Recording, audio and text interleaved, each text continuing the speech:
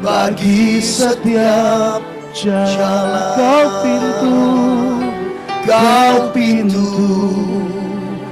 bagi setiap jalan.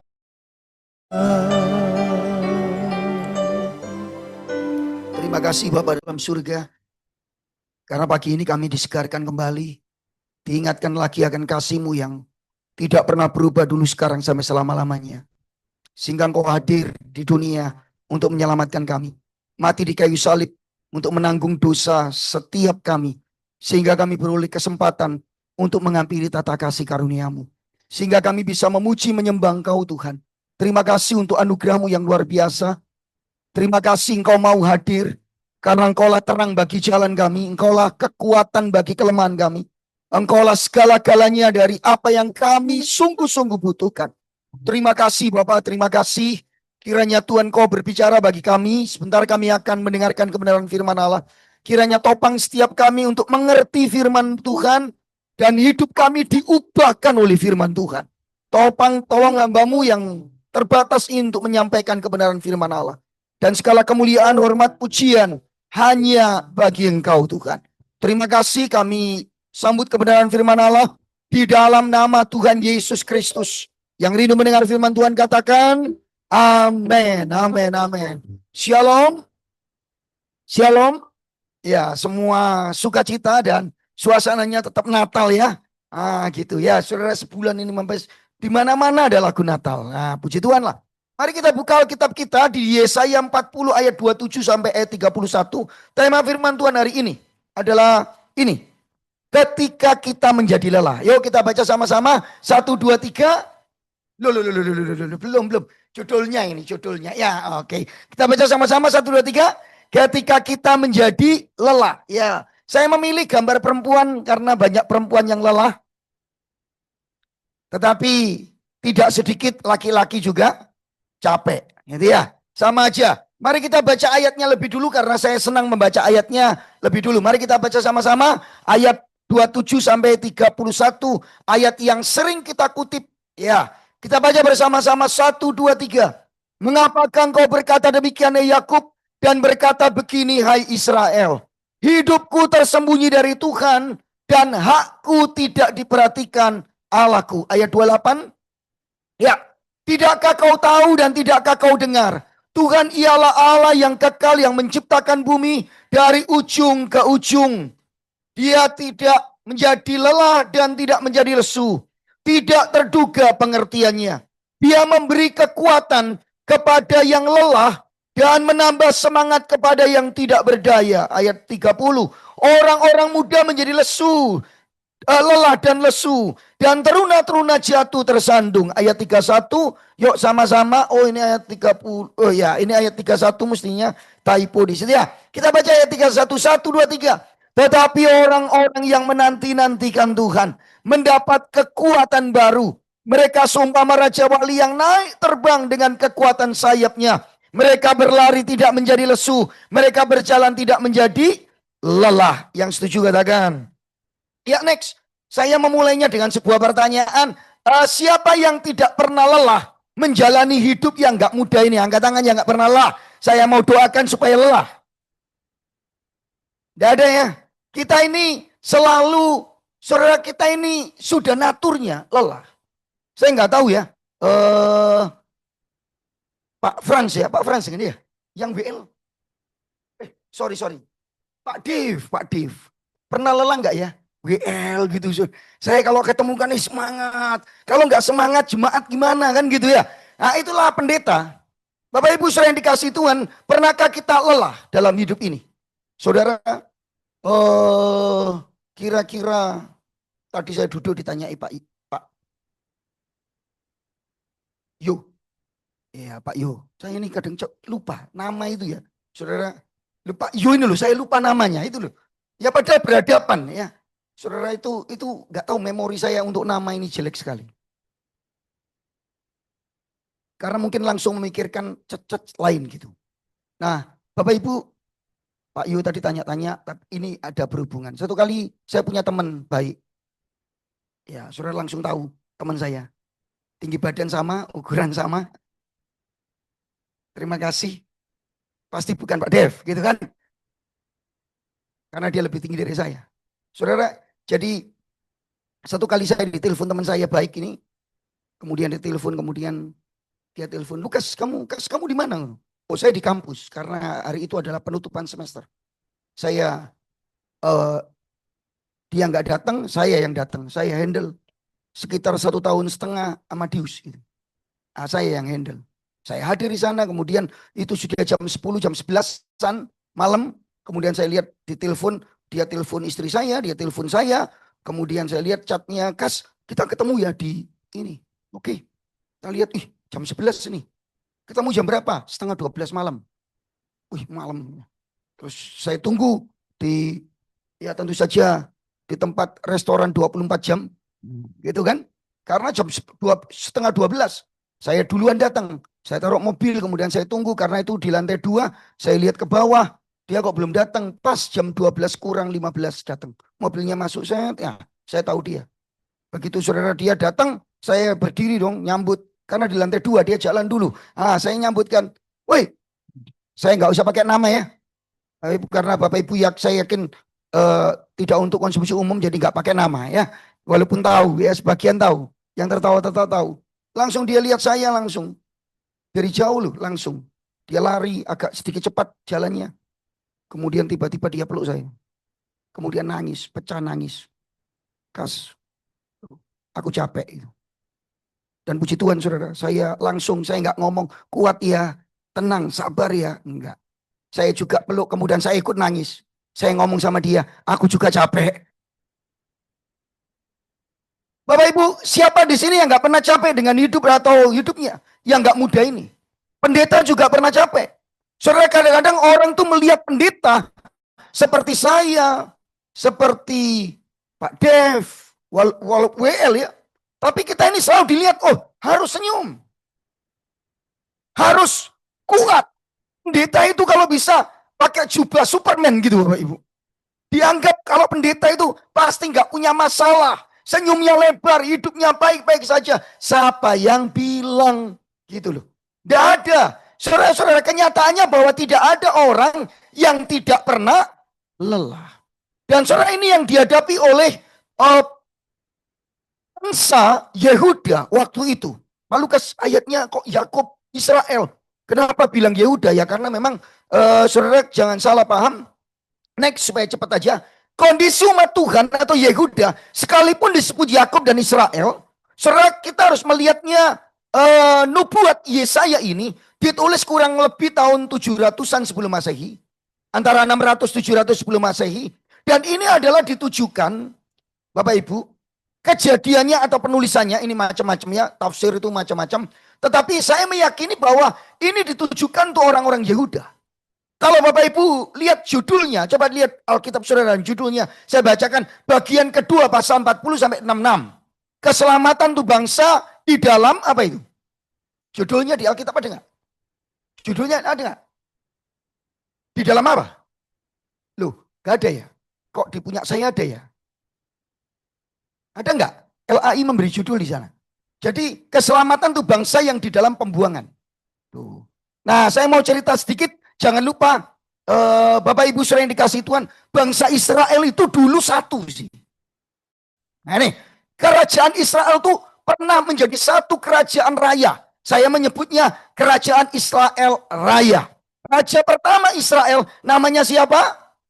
Terima kasih. Ya itu betul. Ya Mangkubuwono ke-10. Bapak Ibu, tolong dicatat baik-baik. Ya, Raja Israel pertama siapa? Saul. Nah ini betul. Saul kemudian digantikan raja keduanya karena dia nggak taat, Tuhan tolak Saul, digantikan oleh Daud. Nah, David jangan-jangan ya kan? Daud. Setelah Raja Daud digantikan oleh Salomo. Setelah Raja Salomo digantikan oleh, ini makin sulit. Nah, kerajaannya pecah jadi dua. Yang satu itu kerajaan Israel atau disebut kerajaan utara. Ini penting sekali, saya pikir kita harus tahu dulu.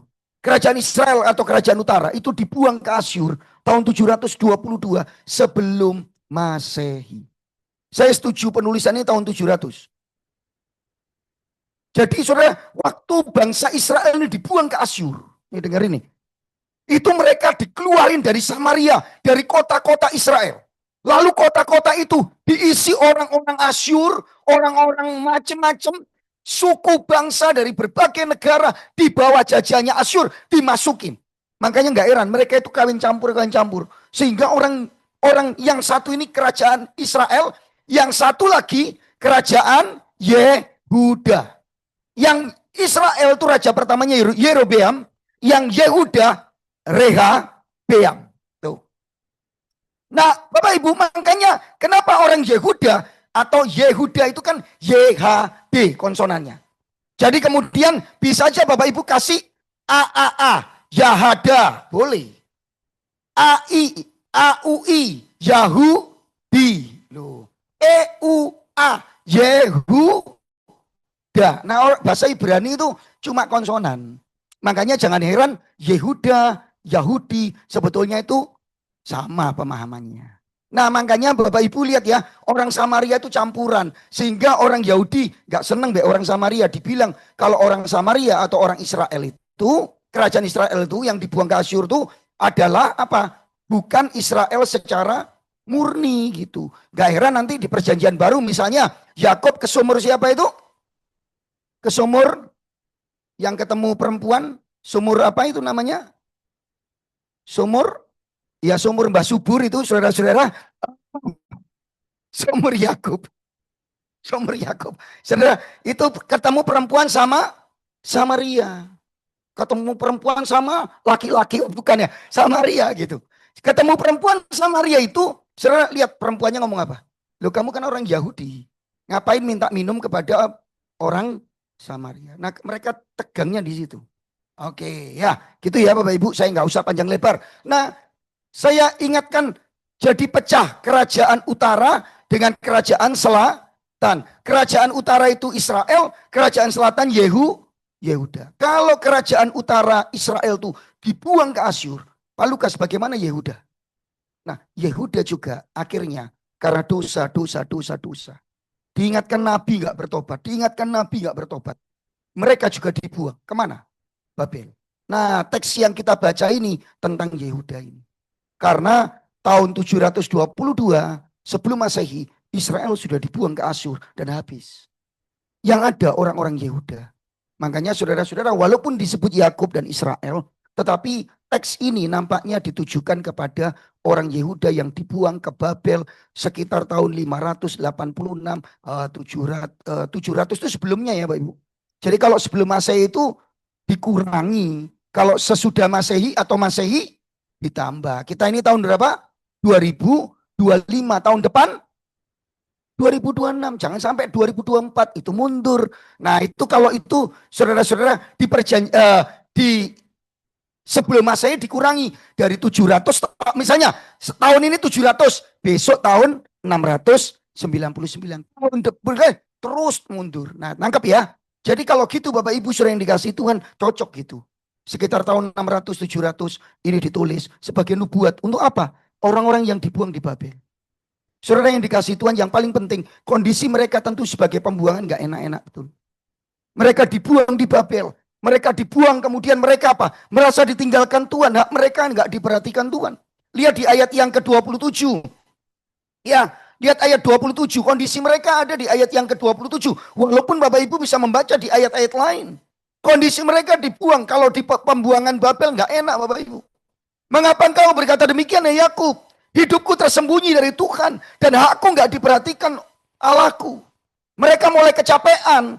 Mereka mengatakan, lihat Tuhan itu nggak ada, mana sih Tuhan kan gitu. Tuhan itu seringkali kita juga gitu. Hakku, nah ini dalam bahasa Ibrani kata hak itu sebetulnya adalah keadilan, mispat itu. Keadilanku nggak diperhatikan oleh Tuhan. Tuhan kok nggak bela aku gitulah intinya. Saya nggak ingin terlalu jauh, Bapak Ibu. Pertanyaan saya satu, bisa dikembalikan ke bagian yang tadi. Apakah kondisi saudara juga capek, lelah? Kita bisa capek, lelah. Ya, kadang-kadang dengan tantangan, dengan pergumulan, lelah dengan hidup, lelah dengan masalah sih paling banyak, lelah dengan sakit. sakit kok terus-terus gitu. Nah, saya lihat di sini umur banyak juga yang umur 16 tahun ke atas. Rata-rata 16 tahun ke atas ini. Betul nggak sih? Amin. Lah iya, ayo yang 16 tahun ke bawah angkat tangan. Lu gak ada ya. Berarti kita 16 tahun ke atas. Dan saudara-saudara yang dikasih Tuhan ada saja. Saudara-saudara. Kita ini mulai juga nggak aktif, mulai ditinggalkan. Saya kadang-kadang cerita-cerita dengan hamba-hamba Tuhan, ya tentu saja salah satunya teman saya itu selalu mikir, wah kita ini melayani sampai umur berapa gitu. Mikir juga, saudara. Dan saudara kadang-kadang, apalagi Natal gini, capek semua. Ada banyak ini, itu. Saudara, belum aduh, saudara kadang-kadang. Masalah keluarga, pendeta itu kan banyak sebetulnya. Masalah jemaat juga dipikirin. Nah, saya dulu gampang stres sih. Kecapean. Mikiri, aduh ya apa ya, bingung gitu. Oke lah. Saudara-saudara, tapi kita mau belajar bersama ketika kita ada di dalam kelelahan. Pak Lukas, saya siang ini nggak lelah loh. Oke. Tapi satu kali saudara juga akan lelah. Yang setuju ngomong setuju dong. Next. Kalau gitu Pak Lukas gimana sih bila kita mengalami kelelahan? Ingat bagian ini. Gimana kalau kita mengalami kelelahan? Yang pertama, yuk langsung aja. Yang pertama, sama-sama kita baca. 1, 2, 3. Percayalah Tuhan tahu kelelahan kita. Yang percaya Tuhan tahu kelelahan kita, katakan amin. Kadang kita nggak paham. Saudara, sebetulnya teks yang kita baca ini adalah menunjukkan Tuhan yang tahu kondisi umatnya, ya udah. Sebab itu Tuhan memerintahkan Nabi Yesaya untuk mempertanyakan kelelahan mereka. Sebetulnya ayat 27 bukan sebuah ayat menghakimi. Ayat 27 bukan ayat yang marah-marah. Kamu kok capek sih? Enggak. Coba perhatikan ayat 27. Mengapa engkau berkata demikian, ya Yakub? Pertanyaan aja. Mengapa kamu ngomong gini? Ngomong apa? Hidupku tersembunyi dari Tuhan. Hakku loh gak dibela. Tuhan tanya, kenapa kamu mikir gitu? Dan tidak ada sebuah bentuk penghukuman, Bapak Ibu. Kita ini yang sering melakukannya. Ada banyak orang Kristen yang saudara-saudara selalu menganggap kelelahan itu dosa gitu loh. Kelelahan itu hal yang negatif. Nanti, maaf ya, ada jemaat. Saya capek Pak, saya gak melayan dulu. Lu. Tuhan aja gak capek berkati kamu loh ya. Langsung ditakut-takuti lagi. Kalau kamu capek, nanti lihat Tuhan capek ya apa? Ya gak salah sih Bapak Ibu. Cuman kadang-kadang kita gak memahami. Orang tuh kadang capek. Saya punya satu pendeta muda di gereja. Nah memang gereja saya kan sekolah. Itu ada anak youth. Pak, saya nggak bisa melayani ya ini. Loh kenapa? Ternyata dia putus pacaran. Sabtu ini aku nggak bisa melayani ya, Kak. Pendeta muda saya lu jawab apa? Sorry ya, siapa tahu ini waktu terakhirmu lu melayani Tuhan. Saya langsung lah. Kamu kok ngancam dia mau? Ya kadang-kadang kita nggak memahami. Serius. Jemaat nggak akan memahami kalau pendeta itu capek. Bayangkan pendeta langsung ngomong di mimbar, Bapak Ibu saya capek. Kita ngomong apa? Gak rohani pendeta ini. Lalu kita nggak sadari bahwa kecapean itu adalah bagian dari hidup saudara dan saya. Kita harus belajar lebih empati. Saudara, Tuhan tahu kecapean saudara. Yang percaya katakan amin. Tuhan loh nggak ngomong kamu keterlaluan ya. Loh Bapak Ibu mungkin ada yang ngomong, wah Pak Lukas ayatnya kurang jelas nih. Mari kita baca pasal 40, bisa ditayangkan ya. Pasal 40 nggak ada di sini. Pasal 40 ayat 1. Kita baca sama-sama. Yuk, apa yang Tuhan suruhkan ke Yesaya? Lihat ya, pasal 40 ayat 1. Kita baca bersama-sama. Pasal 40 ayat 1, ayatnya bagus sekali. Pasal 40 ayat 1, baca sama-sama. 1, 2, 3. Hiburkanlah umatku. Demikian firman Tuhan. Jadi dari awal, Tuhan menyuruh Yesaya bukan memukul umat Yehuda di pembuangan. Kan kemudian menuduh dia yang jauh dari Tuhan. Bukan menuduh dia gak rohani. Enggak. Dari awal Tuhan memerintahkan Yesaya untuk apa Bapak Ibu? Menghibur. Dan lewat firman Tuhan pagi ini, kalau ada yang lelah, Tuhan tahu kelelahan saudara. Tuhan tahu kelelahan saudara. Tuhan tahu siapa kita.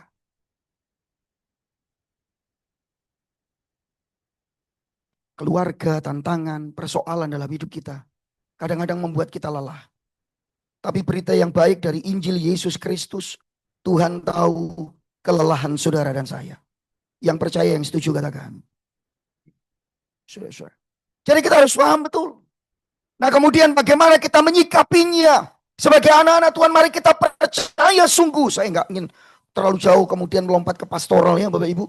Tapi yang paling penting adalah bagaimana kita menyikapi kelelahan kita. Kalau saudara ada di dalam kelelahan, kadang kita lalai. Kadang kita itu tidak tersentuh. Kita merasa Tuhan nggak membela kita. Kita merasa Tuhan tuh jauh posisinya dari kita. Tapi ternyata Alkitab memberitahu kita bahwa Tuhan tahu kelelahan saya dan kelelahan saudara. Bahkan kalau kita nggak punya tempat untuk berbicara.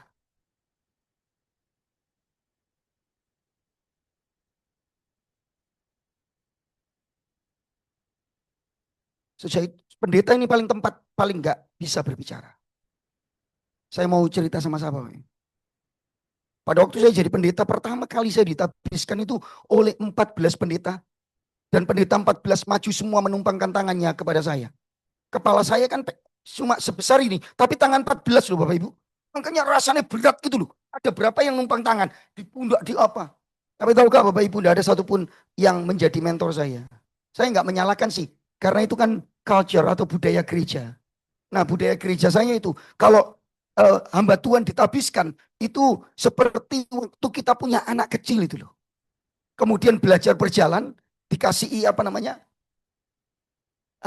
strolling, atau malah enggak dipegang itu terus dilepas, dikasih strolling, jul-julan ngadek dewe ya gitu, jul-julan gitu. Dan kemudian saya lepas dari semuanya.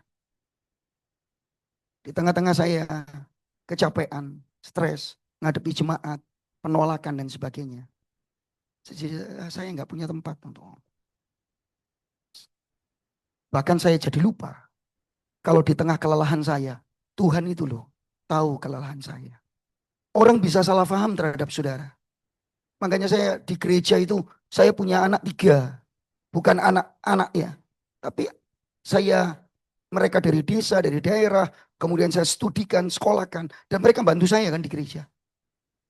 Karena kalau sudah jam 10 malam, saya butuh apa-apa, saya bisa nyuruh mereka. Erik itu, tolong tuh belikan ini ya. Tapi saya memahami mereka loh, ada kuliah, kemudian mereka juga bantu pelayanan saya. Dan mereka orang-orang yang aktif, apalagi gereja saya lagi renov gitu. Saudara, kadang-kadang saya lihat mereka ketiduran. Wah, serius, kalau pendeta di gereja dulu itu akan marah, saudara, jam 1 siang, habis makan kemudian ada pelayan Tuhan tidur, marah dong. Saya lihat gitu, sedih hati saya. Kadang-kadang saya juga kemudian marah, bangun kerja, jam 10, pergi sana beli. Tapi saya merasakan sih jadi pendeta itu enggak seperti itu gitu loh. Walaupun gerimis saya ambil helm sendiri, saya naik motor sendiri, dekat aja kok. Saya pergi sendiri, nanti mereka bangun, kok pergi sendiri Pak Pendeta kan gitu. Pendeta ini kan paling nyaman sih.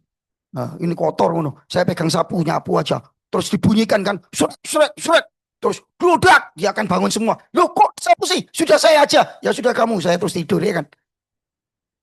Kita bisa aja gitu loh. Tapi orang itu ada kelelahannya. Bapak Ibu saudara yang dikasihi Tuhan, percayalah bahwa Tuhan itu tahu kelelahan kita, yang percaya katakan amin. Itu sebabnya nanti kita akan lihat Injilnya. Yang kedua, next, supaya cepat nih. Yang kedua, nah yuk sama-sama, 1, 2, 3. Kenalilah siapa Tuhan sekali lagi dan lagi. Saya tidak mengatakan saudara, makanya saya ulang sekali lagi dan lagi, kalau boleh ditambah dan lagi dan lagi. Di dalam kelelahan kita, seringkali kita saudara-saudara kehilangan pengenalan kita, bukan kehilangan sih. Kita jadi semacam berkabut di mata kita. Sehingga nggak heran sih orang Yehuda bertanya, Tuhan, hidupku tersembunyi dari matamu. Padahal Tuhan tahu, makanya Tuhan utus Nabi Yesaya. Kita ini jadi sudah merasa Tuhan gak membela hak kita. Kita lupa dalam tanda kutip siapa Tuhan saudara. Siapa Tuhan yang memanggil orang-orang Israel dalam konteks ini Yehuda. keluar dari Mesir? Siapa yang memilih orang-orang Israel? Dan seringkali kita mulai, saudara-saudara, kita harus kembali belajar mengingat siapa Tuhan. Nabi Yesaya berkata, tidak tahukah dan tidakkah kau dengar? Dalam bahasa Ibrani itu bagus. Bapak Ibu, kata tanya di dalam bahasa Ibrani itu ada macam-macam cara. Tapi yang umum itu dua cara. Yang pertama adalah menggunakan kata tanya. Contoh, mi. Ini bukan orang Makassar ya. Gimana mi? Bukan itu. Itu orang Makassar itu. Tapi mi semka. Siapa namamu? Itu mi itu siapa? Mah itu juga bisa apa? Bisa siapa? Masemka. Tetapi lebih kepada hakikat dari yang ditanyakan namanya itu. Nah, saudara, tetapi ada cara yang kedua. Selain menggunakan lama, itu mengapa? Itu campuran dari la dan ma gitu. Ma itu apa? La itu ya jadi digabung jadi mengapa begitu. Tapi ada cara kedua. Jawabannya cuma ya atau tidak. Nah ini, tidakkah kau tahu? Halo. Menggunakan depan ha. Jawabannya cuma dua. Kalau ya, kalau enggak ya, tidak. Tetapi dalam konteks ini jawabannya akan ya. Tidakkah kau tahu? Tidakkah kau dengar? Nabi ingin mengingatkan, hei jemaat Yehuda, kamu gak ingat tak? Ya itu. Kamu gak mencoba lagi ingat, kenalilah siapa yang kau ikuti. Kadang-kadang di tengah-tengah kelelahan kita lupa siapa Tuhan. Kita lupa lagi siapa yang kita kenal. Dan Allah ingin, nah ini kalau biasanya pengkhotbah ngomong, Allah ingin di tengah kelelahan kita semakin mengenal Allah kita di dalam Tuhan Yesus Kristus. Yang setuju katakan amin. Siapa Pak? Nabi ngomong, bukankah dia Allah yang kekal? Saudara, tidakkah kau tahu, tidakkah kau dengar? Tuhan ialah kekal, ayat yang ke-28. Tuhan itu kekal. Dalam bahasa Ibrani kata kekal itu olam, yang artinya sebetulnya menekankan kemisteriusan Allah. Kedalaman Allah yang tidak bisa diselami oleh manusia. Tetapi juga kata kekal itu keberadaan Allah yang dari sebelum segala sesuatu ada, dia sudah ada dan dia akan ada untuk selama-lamanya. Yang percaya katakan amin. Tetapi kalau gitu, apa implikasi praktisnya kata kekal di sini? Dia tidak berubah. Tidakkah kau tahu? Jawabannya kamu tahu. Kamu sudah dengar. Berabad-abad sebelum Yehuda dibuang ke Babel, akulah Tuhan yang mengeluarkan kamu dari tanah Mesir. Sebelum segala sesuatu seperti sekarang, aku adalah Allah yang kekal, Allah yang tidak berubah dulu, sekarang, sampai selama-lamanya. Nah inilah, tapi kenapa sih kita lelah? Ya kadang kita perlu mengenal lagi. Di tengah kelelahan kita, yuk kita ingat lagi, kita kenali. Tuhan tuh loh gak berubah untuk saya. Yang percaya katakan amin. Kalau Tuhan gak berubah, kita bisa lelah. Tetapi Tuhan yang tidak berubah, kasih-Nya, anugerah-Nya, bukankah itu membuat kita kuat harusnya? Bukankah kita lihat, oh ya Tuhan. Kadang-kadang saudara-saudara kita itu melupakan bagian ini. Yang kedua, maksud saya di bagian ini ya, saudara. Dia adalah pencipta yang sempurna. Nah ini bentuk partisipal. Kata yang digunakan kata kerja, tetapi yang menciptakan, atau dalam bahasa Inggris makanya disebut pencipta gitu. Saudara percaya Tuhan kita Yesus Kristus, di dalam Yesus Kristus ada Allah yang menciptakan semuanya? Amin. Ditulis dari ujung ke ujung, amin. Maksudnya dia menciptakan itu sampai selesai, tuntas, sempurna. Dan itu menunjukkan kemahakuasaannya. Dan itu menunjukkan dia Allah yang menciptakan secara sempurna dengan kuasanya yang tidak terbatas. Saudara dan saya bisa lemah, saudara bisa lelah. Ini berkaitan dengan seterusnya. Bahwa Tuhan adalah yang tidak menjadi lelah dan lesu. Yang setuju katakan amin. Pernah lihat Allah capek? Saya capek.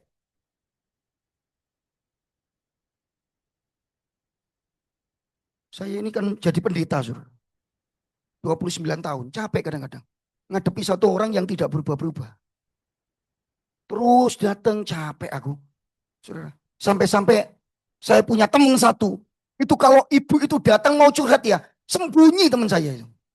Tapi ini bukan Pak Yakob ya, hati-hati loh ya. Nanti bahaya ini. Bukan pendeta Yakob Triandoko ya, bukan ya. Tapi ini teman saya, ini sangat saya kenal baik. Satu kali dia sama istrinya dekat juga sama saya. Didatangi Bapak Ibu. Sama ibu itu dari jauh. Saya pas ada di sana. Ah, saya nggak mau keluar, saya cuma lihat aja. Saya tamu kan. Saya di ruangannya tamu, di kamar tamu. Saya lihat, ibu itu lagi. Saya sudah tahu, ibu itu, aduh, itu keluarnya itu sama tiap tahun ya ada. Begitu dia naik, ibu ini tanya sama istrinya, mana? Oh, no. Loh, oh sorry, tanya pengerja. Oh di atas mungkin. Terus pengerja diomongi yang di atas. Jadi lantai 2 pastorinya ngomong ya sama ibu itu ngomong, saya nggak ada. Lalu pendeta ini sembunyi di bawah meja. Karena dia sudah nggak bisa lari kemana-mana, ibu itu sudah naik. Oh bu, nggak ada Pak Pendeta, tapi nggak berani ngomong pergi. Istrinya keluar di kamar mandi, lewatlah di situ. Terus ngomong, ngapain kamu di situ? Mati sudah. Saya yang nonton itu kayak drama ya.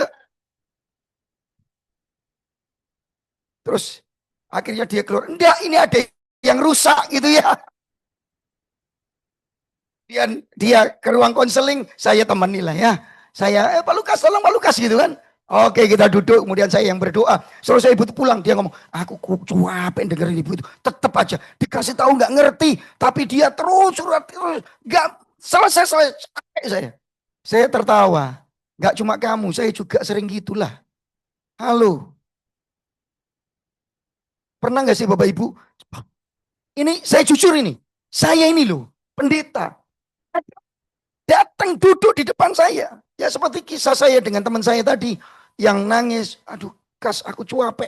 Saya ngomong sama dia jujur. Saya juga capek. Karena dia ninggalin saya sendiri. Itu loh. Dengan pelayanannya otomatis saya di Amadeus sendiri.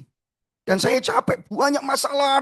Saya ngatasi sendiri. Saya sampai ngomong. Waduh gak kuat ini lama-lama. Datang nangis. Ya, sama-sama lah. Sama sampai. Pernah gak sih Bapak Ibu? Saya pendeta begitu. Ada ibu, maaf ya ibu janda gitu, punya masalah banyak nih. Kemudian duduk di depan saya, kemudian dia cerita, saya kecapean, capek pelayanan, saya juga punya masalah, ini jemaat saya kalau nggak dengerin ya kasihan. Apalagi kalau saya sembunyi di bawah meja.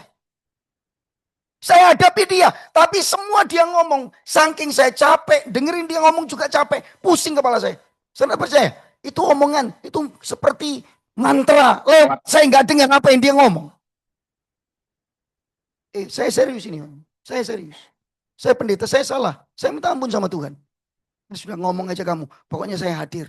Saya, gitu ya Bu. Sambil tutup mata. Karena sedikit pusing di kepala saya. Saya tutup mata. Kadang-kadang saya lihat dia setengah. Lihat gini kan mata sipit sedikit.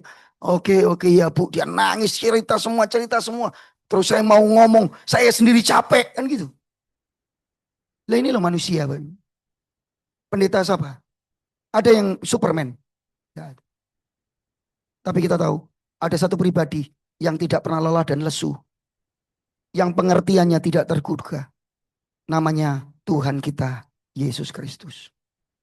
Yang percaya katakan. Apakah saudara tahu itu? Pertanyaan saya satu. Apakah saudara tahu itu? Apakah saudara percaya itu? Apakah saudara dengar tentang ini? Nabi ngomong, enggak. Pernahkah kamu dengar? Sudah kita dengar ulang-ulang.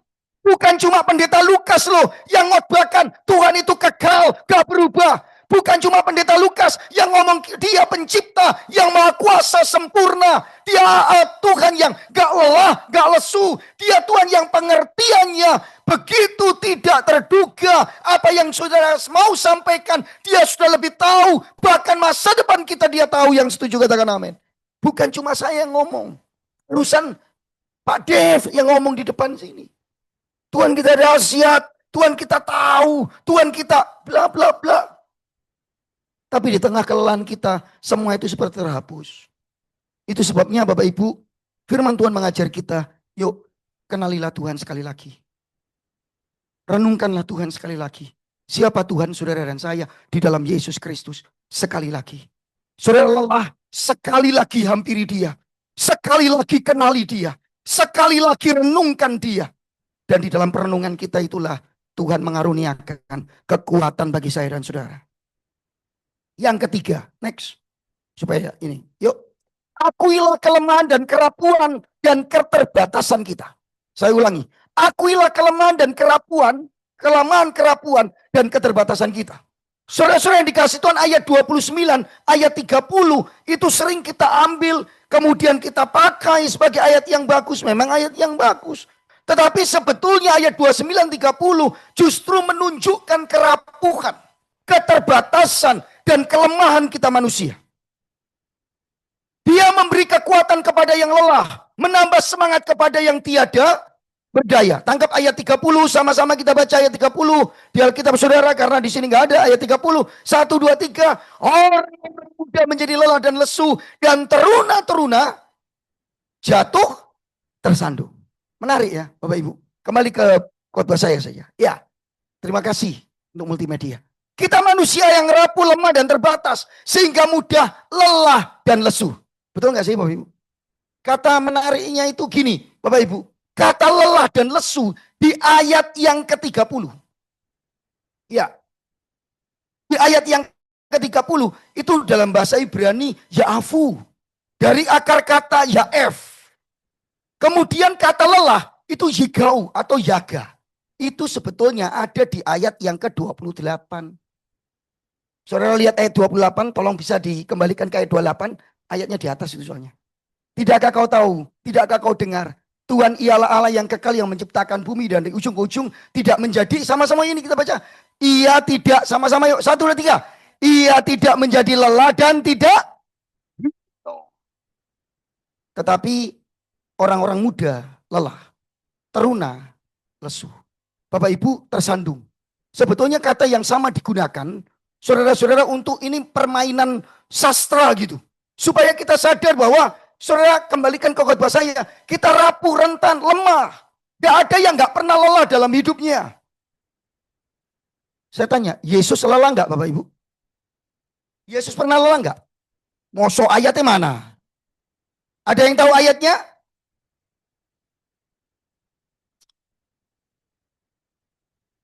Sudah saya gak lihat saudara. Yohanes 4, coba sih. Di dalam Yohanes pasal yang keempat, Yohanes pasal yang keempat, ayat yang ke-16 ya. Oh, bukan, sorry. Yohanes pasal yang keempat,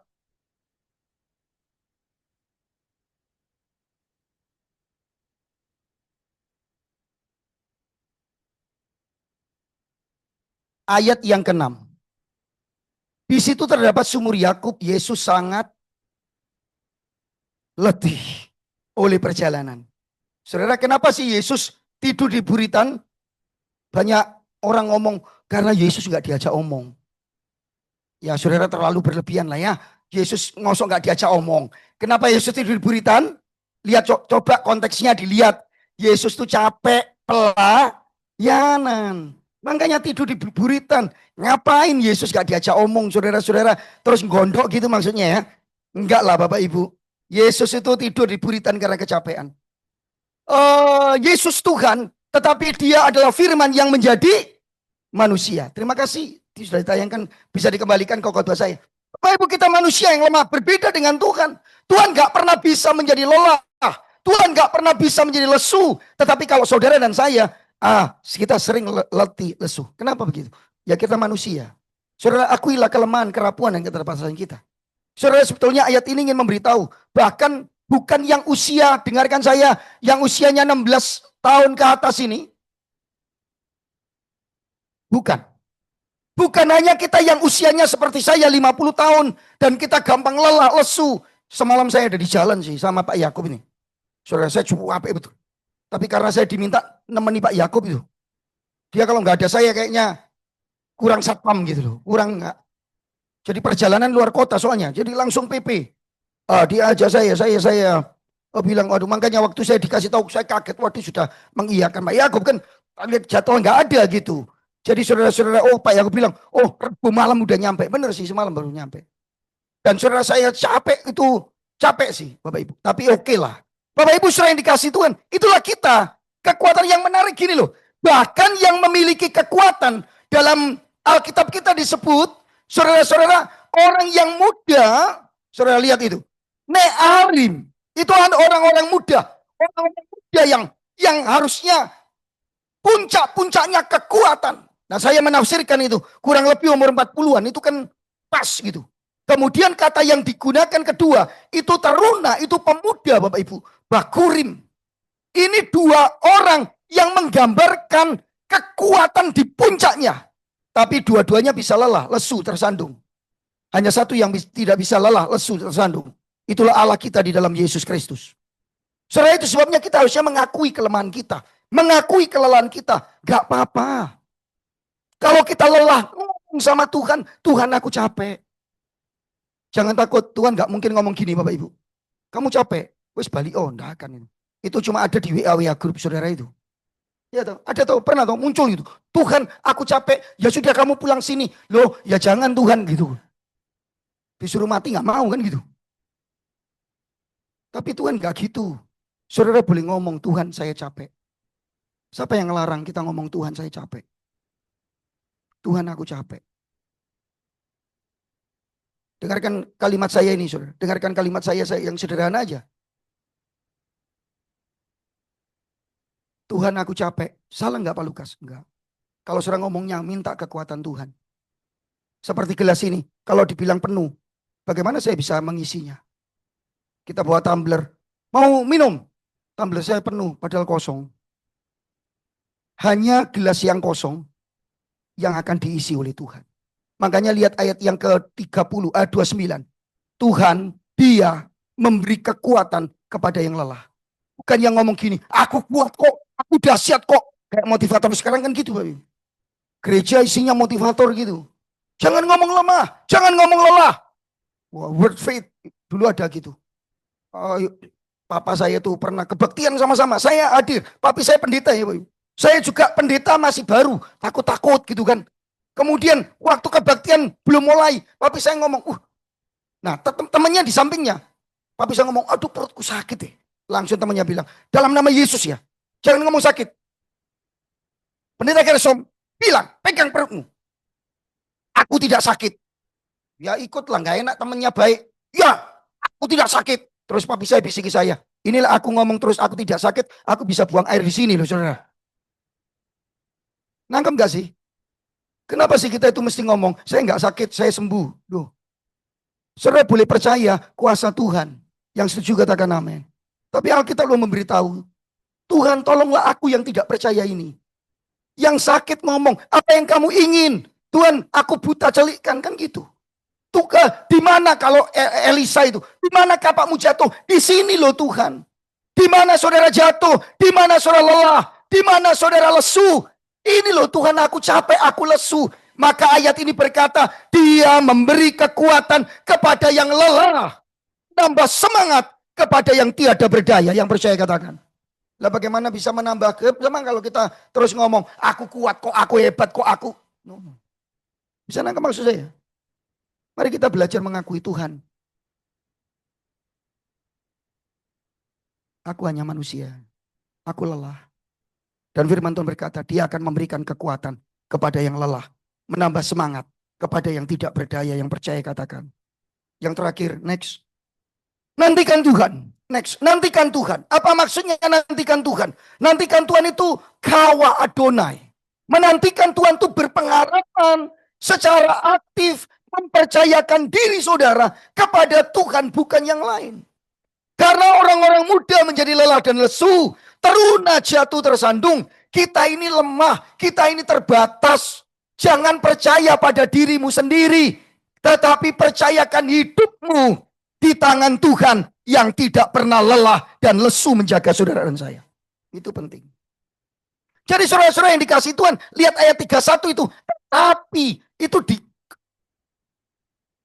diparadokskan dengan ayat 30. Dipertentangkan. Manusia bisa lelah. Bahkan yang masih muda. Yang hebat, teruna, pahlawan. Bisa jatuh. Tetapi kalau kita menantikan hanya Tuhan. Dia akan memberikan kekuatan baru kepada kita yang percaya. Yang percaya katakan. Kan gitu. Yang kedua Bapak Ibu, ayat 18-19 itu dibandingkan dengan kekuatan dewa lain, asing, berhala. Jangan. Ayo kita belajar percaya, mempercayakan diri hanya kepada Tuhan. Di dalam Yesus Kristus yang percaya katakan. Ya, Dia memberikan kekuatan kepada saudara.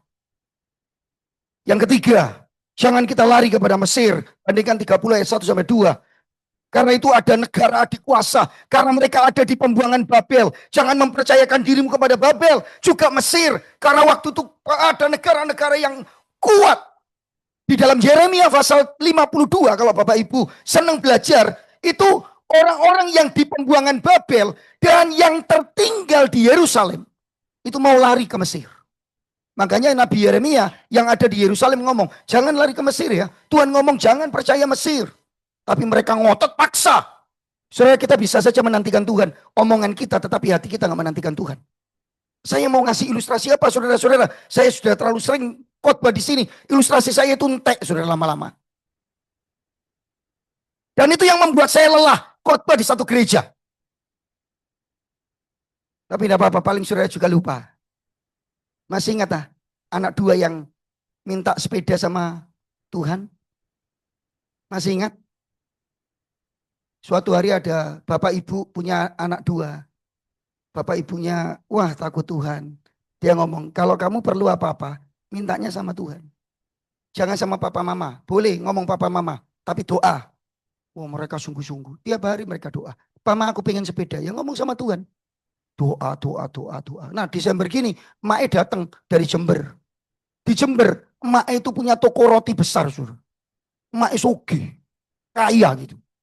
Jadi saudara-saudara, Mae datang, wah dijamu kan. Nah, malam mereka biasa tidur bek Mae. Jadi Mae di bawah, tempat tidur kan ranjangnya tingkat gitu loh. Biasanya koko di bawah, adik di atas. Ini sekarang koko adik di atas, Mae tidur di bawah. Lalu mereka doa. Koko doa dulu, Tuhan Yesus. Kita ini pengen sepeda Tuhan. Sepeda BMX sing warnai biru ay Tuhan. Ada strip-strip hitam. Sudah doa 3-4 minggu kok belum dijawab sih Tuhan. Berkata no papi mami supaya kami bisa dapat sepeda. Amin. ADE suruh. Sekarang kamu doa. Dia langsung latih lipat tangan. Langsung doa. Tuhan Yesus. Malam ini aku minta sepeda warna biru. Ada strip ireng. Tuhan Yesus. Sepeda ya warna biru strip ireng. Tuhan Yesus sepeda ya yang biru loh ya. Ada strip hitam. Kakak lapuk ngawur ay. Ini loh semalam. Lek doa pelan-pelan ay. Tuhan itu menjawab doa. Bukan teriakan kita tapi omongan kita itu. Belum doa aja Tuhan udah dengar doa kita. Kata guru sekolah minggu. Titi ini langsung buka tangannya sambil jawab. Ya iya Tuhan ya dengar. Tapi mak kita ya agak budet. Ya apa nanti lah dibeli no sepeda warna merah muda. Halo. Kita ini kan sering mengandalkan Tuhan. Amin. Angkat tangan saudara yang mengandalkan Tuhan. Loh, tangannya diangkat. Pikirannya loh kemana-mana. Halo. Tangannya betul-betul ngomong. Satu-satunya yang kuandalkan. Dalam hatinya ini yang beda. Loh kok saudara. Saya ini loh ngalami. Saya pendeta, saya nggak usah malu. Saya pendeta yang rapuh, terbatas dan seringkali saya juga gagal. Satu kali gereja saya butuh kursi. Dulu gereja saya itu ya nggak rata, tahu nggak rata. Jadi bukan karena mimbarnya nggak rata, ini aja nggak rata. Ini ada, nanti ada jeglonge lagi di sana. Jadi naik turun. Supaya suaranya bagus Pak Lukas. Enggak, duwe enggak ono kayak ngerata no. Dan tempat duduk saya itu seperti lagu lama Pentakosta. Tak ada yang sama seperti Yesus. Tahu, depan ini ya, saya masih ingat, saya pendetanya 29 tahun. Depan ini ya, 3 sap ini, itu kursi rotan kayu. Jadi ada rotannya. Sebelah sini ya, kursi beklit itu yang kulit-kulitan itu. Kira-kira ada 6 biji. Nah belakangnya Pak Lukas, terbuat dari seng itu loh. Yang warna coklat dicat tangan itu. Saya yang ngecat. Kursi yang lipat Seng semua itu sekarang sudah nggak ada Bapak Ibu. Kalau duduk di situ, khotbah saya agak lama gini, semua duduknya miring-miring gini karena keras. Nah, belakangnya sebagian plastik. Plastik yang dibikin yang murah lah, yang setelah apa merek-merek apa gitu. Saudara, saya ngomong, Tuhan, masuk gereja ini gini. Terus belakangnya lagi kayu. Dan semua kursi kayu tidak satu ukuran. Saya nggak tahu tukang kayu yang bikin itu ya opo waktu dulu itu. Nggak ada yang satu ukuran. Dan berat minta ampun. Kalau sudah membersihkan gereja, saya dulu juga ngepel gereja gini. Berat. Bapak Ibu, saya mau cerita sama saudara. Saya mau ganti kursi. Kami gereja nabung. Nabung. Loh, kurang 20 juta. 20 juta. Karena kalau saya mau ganti, kurang 20 juta itu semua. Saya mau ganti kan. Saya mau satu warna merah. Lah tapi uangnya gak cukup. Inilah dibeli baru dapat separuh. Separuh 20 juta. Separuh lagi. Lah nanti saya beli sudah modelnya gini, merah. Lah nanti dapat uang 20 juta nabung lagi. Sini wes merahnya setengah pink. Nah, yang merah penuh nanti datang kan gitu ya. Saya mikir, aduh Tuhan, masuk gerejaku tetap nggak sama lagi gitu. Saya doa, ya udahlah, kita nggak usah beli dulu, kita nabung lagi. Saudara tahu, tiba-tiba hari apa ya? Kamis gini lah. Saya nanti sore PA, saya di WA, Pak Lukas, saya minta nomor rekeningnya. Saya mau nyumbang. Kita lihat nomor gak kenal. Kemudian saya klik gambarnya itu kan. Apa profilnya itu. Kok kucing saudara-saudara. Susah ini. Terus saya tanya, ini dari mana ya? Om, Pak, Tante, Ibu kah? Apa? Dia, Pak Lukas gak perlu tahu. Saya pernah dengar khotbahnya Pak Lukas, saya ada di Persekutuan Doa Barat. Terus saya mikir, Barat itu Barat mana ya? Baratnya rumah saya. Apa Barat sana, Barat itu banyak. Terus saya ngomong, saya pendeta bisa ngomong gini, kalau Ibu, Tante, Om tidak mau menunjukkan identitasnya, saya nggak akan kasih nomor rekening. Saya waktu itu gitu. Seminggu kemudian saya menyesal, kenapa ngomong gitu ya kan? Enggak sih Bapak Ibu, saya nggak nyesel. Saya pengen tahu. Lalu dia jawab, enggak mau Pak Lukas. Pokoknya Pak Lukas, saya mau kirim berkat Tuhan, saya tergerak untuk gerejanya. Saudara, oke. Saya lalu ngomong, oke lah inisial aja. Dia tulis inisial MWR. Nulak mawar, saudara.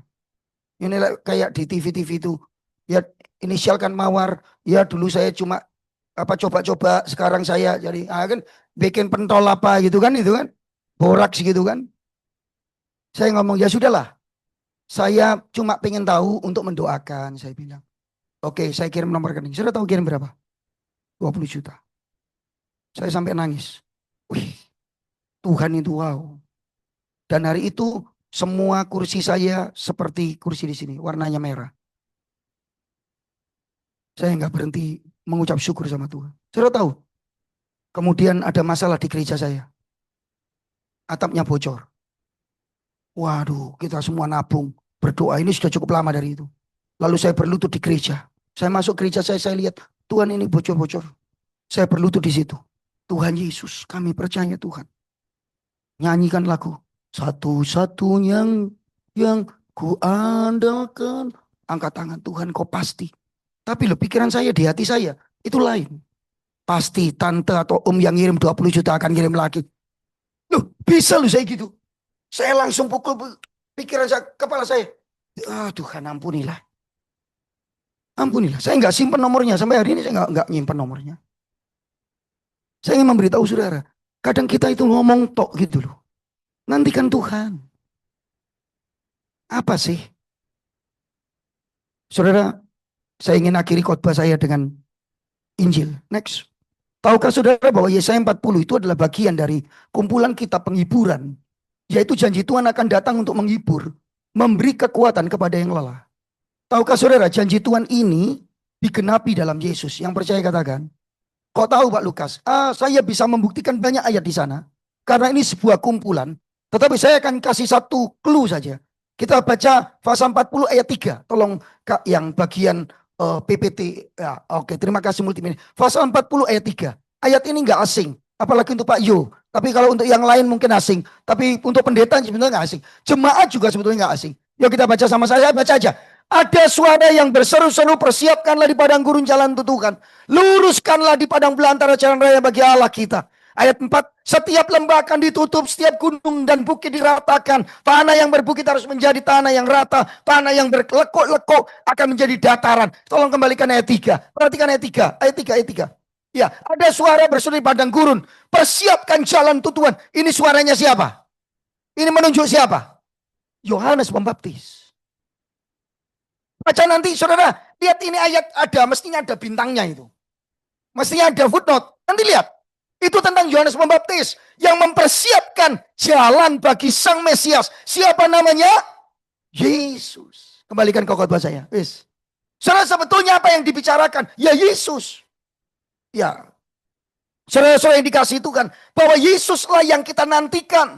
Makanya nggak heran waktu Yesus datang, kemudian Yesus berkata, "Hai kamu yang letih, lesu dan berbeban, datanglah kepadaku." Matius 11 ayat 28. Next. Di kayu salib Yesus tanggung kelemahan kita, yang percaya katakan amin. Next. Oh, ini kan sudah modern, cuma digini-gini kan. Touch screen. Salib Kristus menegaskan bahwa Dia yang tahu kelemahan kita. Yang setuju katakan amin. Gak mungkin kita lelah dengan dosa, lelah dengan hidup ini. Tapi Yesus tahu kelelahan. Dia kirim anaknya yang tunggal untuk mati bagi kita, bagi kelelahan saya dan saudara yang percaya katakan amin. Dia yang kekal, yang tak terbatas, mengalahkan kelelahan untuk kita. Dan salib Kristus bukan cuma mengalahkan kelelahan, tapi menunjukkan kerapuan dan keterbatasan kita. Sehingga sudah seharusnya kita terus menantikan Dia yang sudah mengalahkan kelelahan kita. Yang percaya katakan, yuk kita bangkit berdiri, kita berdoa kepada Tuhan. Saya nggak tahu apakah Bapak Ibu ada yang lelah hari ini. Tapi bawalah kelelahanmu kepada Tuhan.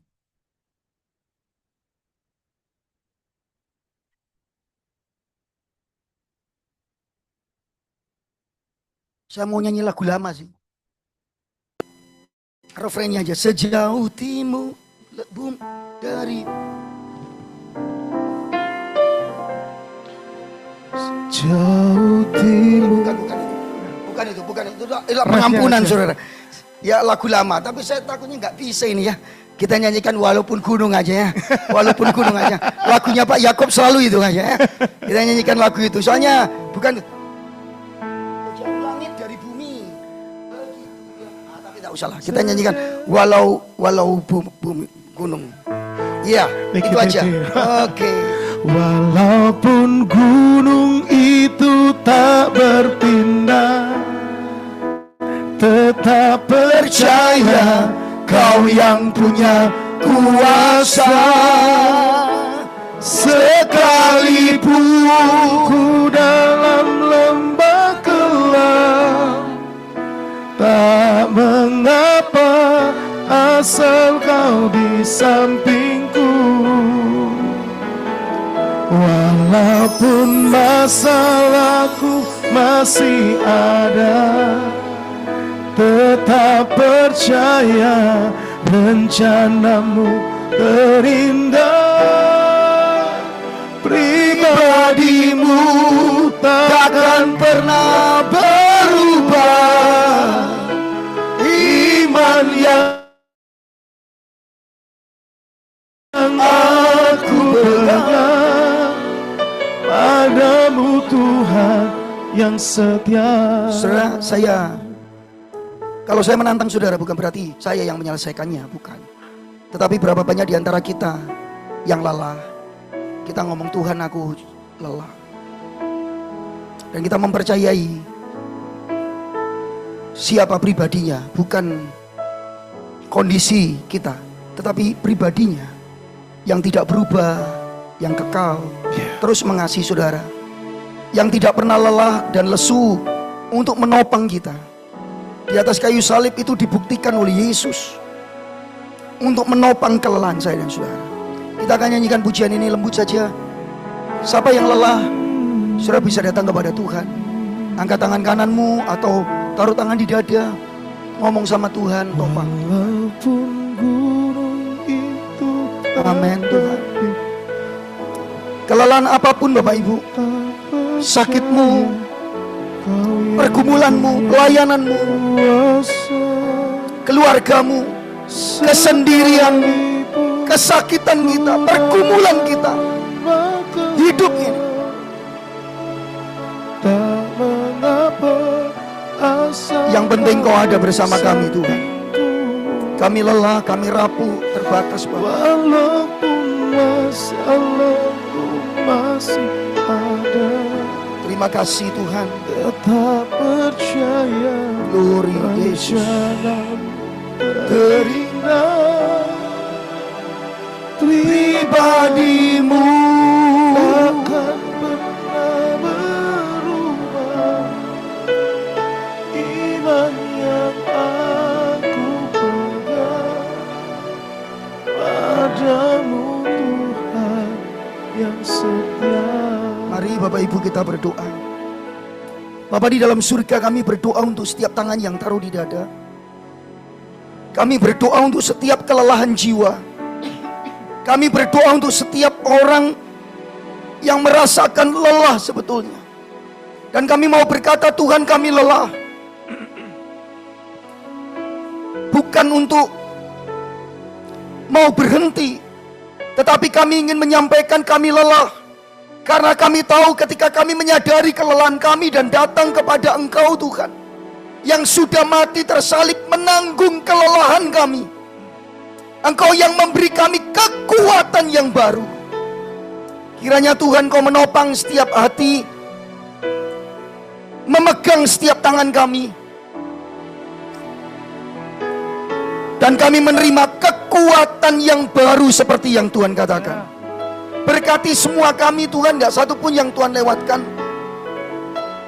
Anugerah-Mu cukup bagi kami. Kami tahu Engkau yang paling mengenal kelelahan kami. Engkau bukan hanya mengenal kelelahan kami, tapi Engkau memberikan kekuatan yang baru. Sehingga kami gak akan berhenti untuk berjalan. Kami gak lelah berjalan. Kami akan terus berlari, kami terus berjalan. Bahkan kami akan terbang seperti Raja Wali. Bukan karena kekuatan kami, tetapi karena Engkau yang setia, yang bersama dengan kami. Berkati semua yang hadir, gak satupun yang Tuhan lewatkan. Kiranya firman-Mu menyentuh kami, memulihkan kami, menyegarkan jiwa kami. Di dalam nama Tuhan Yesus Kristus kami berdoa dan bersyukur. Yang percaya katakan amin.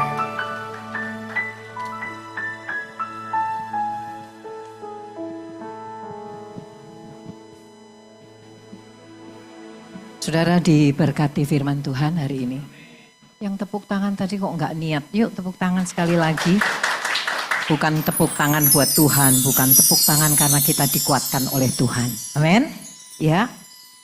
Jadi hari ini tentang apa tadi khotbahnya? Hah? Kelelahan. Ternyata hafal semua, berarti semua sedang. Jadi yang pertama tadi apa? Nah, berhenti di event ini ya, saudara. Makanya seringkali karena firman itu penting, makanya saya tulis. Mungkin kadang-kadang gini, ya karena kamu nulis Silin jadi orang-orang males gitu ya. Nanti saya sharekan di grup. Yang pertama, percayalah kepada Tuhan karena Tuhan itu apa? Tahu kelelahan kita. Ya, ini nanti dibaca di grup aja. Ya, semua orang pasti mengalami ini. Lepas dari siapapun kita. Tadi Pak Lukas bolak-balik ngomong ya. Bahkan apa? Hamba Tuhan. Makanya jangan ada yang bilang, dia hamba Tuhan kok masa dia susah gitu saudara. Ya, lihat. Hidup ini gak mudah menghadapi masalah, sakit, kekecewaan dan pergumulan. Tetapi ini tadi dikatakan. Hanya Yesus yang adalah firman Allah yang menjadi manusia yang tidak pernah lelah. Ya, yang kedua, itu udah mulai ya. Betul ini ya? Hah? Ini ketiga, kedua coba.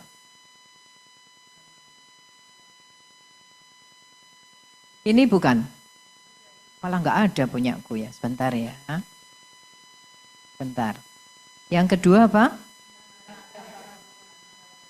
Kenalilah ya. Ada ya. Akuilah ini yang ketiga ya. Ya ada. Saya nggak mungkin salah karena saya sudah nulis cepet-cepet ini supaya saya juga apa? ingat gitu ya saudara, agak kan masih hujan jadi nggak mungkin pulang, nanti saudara boleh di tempat ini sampai jam 5 juga boleh, nggak apa-apa. Boleh ditayangin. Yang kedua, di sini banyak air panas, nanti ada dispenser, jadi kalau kedinginan boleh minum air. Nah, kenalilah siapa Tuhan sekali lagi dan lagi.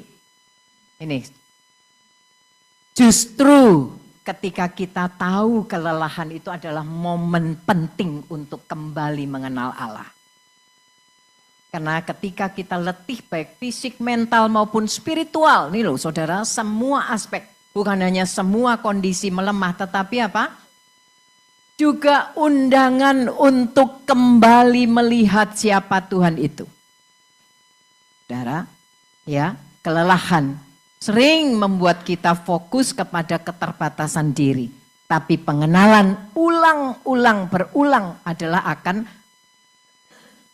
pengenalan ulang akan Tuhan mengalihkan fokus diri kita kepada Dia yang tidak terbatas. Justru kita tahu saat kita lelah, ternyata saya manusia yang lemah, gak berdaya. Hanya Tuhan kekuatan kita. Yang ketiga tadi, akuilah. Ya, ingat ya, tadi kan dikatakan ya kalau lelah ya bilanglah lelah. Kalau sakit ya bilanglah sakit. Tapi ini bukan apa, saya tulis enggak di sini. Pengakuan adalah tindakan rohani, bukan pelarian emosi atau keluhan. Ya, banyak orang apa mengeluh, enggak sehari 2 hari, ya, terus mengeluh. Keluhan itu fokus kepada dirinya. Dia sedang mengeluh kenapa? Bukan karena meninggikan Tuhan. Nih, cintai aku, perhatikan aku lemah, aku kayak gini loh, aku nggak bisa apa-apa gitu kan saudara ya. Tapi apa? Ingat, keluhan fokusnya hanya diri sendiri. Tapi pengakuan mengarahkan kita kepada Allah, akui Dia. Dan yang terakhir adalah yang keempat, nantikan Tuhan. Orang-orang yang menantikan Tuhan mendapat kekuatan baru. Artinya apa? Menunggu Tuhan adalah proses pembentukan rohani. Tuhan memakai waktu ini untuk melatih iman, kerendahan hati, dan ketergantungan kita kepada Tuhan. Amin. Saudara, melalui pergumulan saudara-saudara kita, itu ada Cisil ya di belakang itu. Baru aja keluar dari rumah sakit. Kapan Cisil? Kemarin malam ya, sore ya. Nah, saudara, pergumulannya tidak mudah. Ya, dia katakan, kalau aku merasakan, boleh ya saya sharing ya Cisil. Aku jadi bingung gak tahu apa yang harus dikerjakan. Ya, tapi satu hal dia katakan, aku hanya sanggup menantikan Tuhan, yang lain aku gak sanggup. Yang hanya sanggup itu apa? Menantikan kekuatan Tuhan. Ya, ada juga Linda Yosef di sini. Ini orang berapa ya? Lindanya udah 3 ya. Hebat nama Linda. Ya. Menantikan Tuhan itu adalah kekuatan kita. Saudara, ada seorang mama juga yang curhat katakan, kalau bukan Tuhan aku nggak sanggup berdiri di tempat ini. Tahu Tante Sisil? Itu Tante Sisil ya yang di sebelah sana, usianya 88 tahun. Waktu kami ngobrol tadi, anaknya 2. Satu dokter, satunya ibu rumah tangga. Yang dokter di usia 56 tahun. Lagi nyetir, lagi nganter istrinya ya Tante tadi ya. Dan tiba-tiba meninggal di dalam mobil. Anaknya yang kedua 53 tahun. Nggak apa-apa, dia ke UGD, kepalanya sakit dan diantar dan meninggal. Dua-dua. Menantunya satu kebetulan saya kenal juga meninggal. Menantu perempuannya masih ada Tante? Masih. Cucunya 4, 3 di luar kota.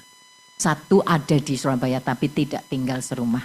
Dia Tante Sisil sendirian di rumah. Kalau menghadapi hidupnya gak mudah. Tapi dia katakan kalau bukan karena pemeliharaan Tuhan tidak mungkin. Betul saudara? Kita akan mengatakan, Tuhan udah usia segini, anak nggak punya menantu, nggak ada gimana Tuhan. Betul saudara? Tapi itulah tadi firman ini benar-benar menjadi kekuatan. Ya tante, kita semua mendapatkan kekuatan yang luar biasa. Bahwa Tuhan tidak pernah meninggalkan kita. Amin saudara.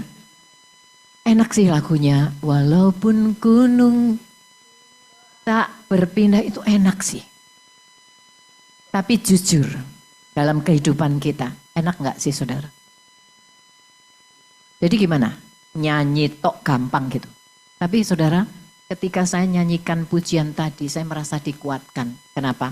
Bukan sekedar kata, tapi apa? Benar-benar ketika kita berakar di dalam Tuhan. Meskipun masalah kita masih ada. Makanya itu pengenalan akan Tuhan itu penting saudara. Apa? Meskipun masalahku tetap ada, aku tetap percaya Tuhan yang pegang kendali atas hidup saudara dan saya. Itu sebabnya mari kita mau ambil saat teduh sejenak di hadapan Tuhan. Melalui firman Tuhan, saudara mungkin hari ini banyak yang tidak hadir karena tadi pagi saya banyak terima WA.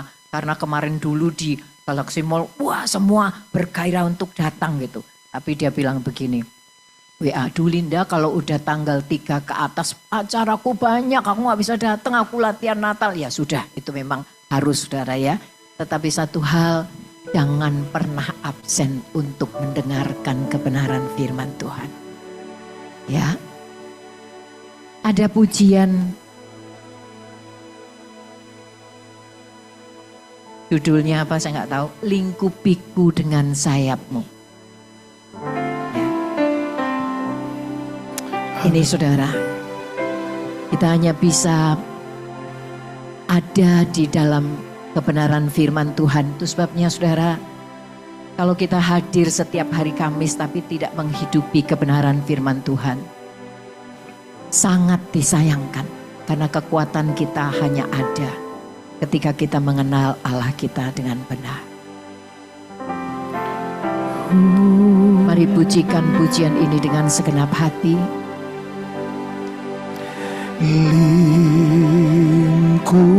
Lingkupiku Ya Tuhan, dengan sayapmu, naungi kami Bapa, naungiku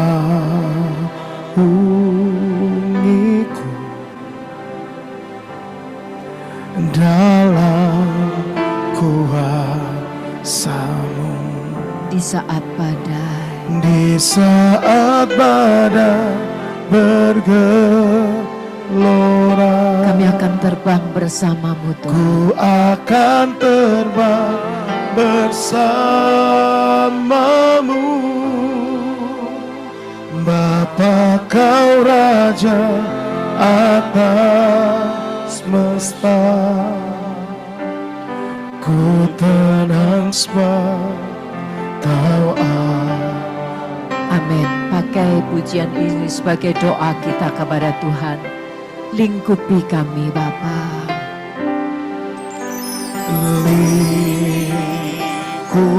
lingkupiku dengan sayapmu. Benar. Ini hati kami Bapa. Naungiku dalam kuasa-Mu. Di saat badai bergelora, Ya Tuhan, Kau ada bersama ku kami. akan terbang bersamamu. Bapa kau Raja atas semesta, ku tenang sebab Kau Mari kita mau bangkit berdiri bersama-sama. Katakan dengan segenap hati. Mari lingkupi kami Bapa. lingkupiku, lingkupiku Dengan sayap-Mu ya Tuhan. dengan sayapmu. Terima kasih Bapa. Naungi kami, ya Tuhan. Dalam kuasa-Mu di saat badai bergelora, ku akan terbang bersama-Mu, Bapa Kau Raja atas semesta. Ku tenang sebab Kau Sekali lagi, di saat badai bergelora, di saat badai bergelora, ku akan terbang bersama-Mu, Bapa Kau Raja atas semesta. Ku tenang sebab